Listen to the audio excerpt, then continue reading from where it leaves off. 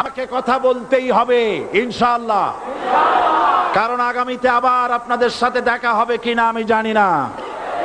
কথা বলতেই হবে। বসেন, কেউ দাঁড়িয়ে থাকবেন না। আমি দেখতে পাচ্ছি বাংলাদেশের ভাগ্য আকাশে উত্তর গগনে কালো মেঘ জমা হয়েছে, ঝড়ের পূর্বাভাস লক্ষ্য করছি।